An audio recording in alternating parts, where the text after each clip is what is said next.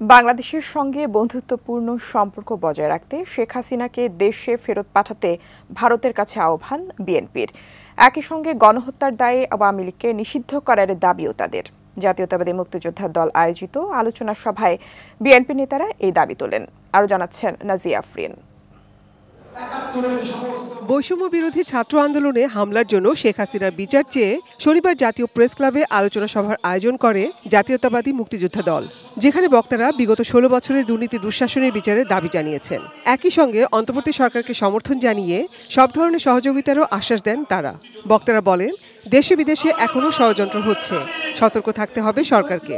অন্তর্বর্তীকালীন সরকারকে আমরা অনুরোধ জানাবো, অনতিবিলম্বে ছাত্রলীগ যুবলীগকে সন্ত্রাসী সংগঠন হিসেবে স্বরাষ্ট্র মন্ত্রণালয় থেকে প্রজ্ঞাপন দিয়ে আওয়ামী লীগের রাজনীতি আপনারা নিষিদ্ধ করবেন।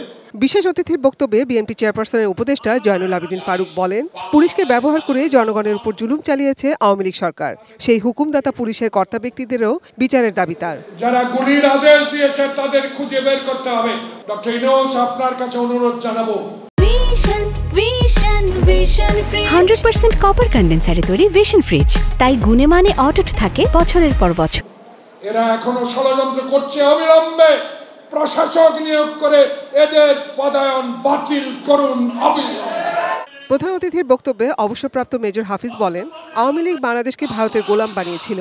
বাংলাদেশের সঙ্গে বন্ধুত্বপূর্ণ সম্পর্ক বজায় রাখতে চাইলে শেখ হাসিনাকে দ্রুত দেশে ফিরিয়ে দিতে ভারতের প্রতি আহ্বান জানান তিনি।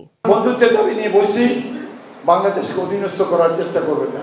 আমাদের দেশে অনেক দুর্বল চিত্ত লোক মনে আছে, বলে হাসিনাকে সরাইলে ভারতীয় বাহিনী আসবে। পাগল হয়েছে কি? এই দেশে মরতে আসবে নাকি তারা? ভারত গণতান্ত্রিক দেশ, এখানে আবল তাবল লোকেরা মন্ত্রী এমপি হতে পারে না, জনগণে ভোটে হইতে হয়। আরেকটি জিনিস, শেখ হাসিনা ইতিহাসে সবচেয়ে বড় ঘাতক। এখানে অন্যায় অবিচার নাই, কত মায়ের বুক খালি করেছে। আমরা এই সভা থেকে দাবি করব, তাকে বাংলাদেশে ফিরিয়ে এনে বিচার করতে হবে। এ সময় বিগত সময়ের বিভিন্ন বাহিনীর নানা কর্মকাণ্ডের সমালোচনা করেন বিএনপির অন্যতম এই নীতি নির্ধারক।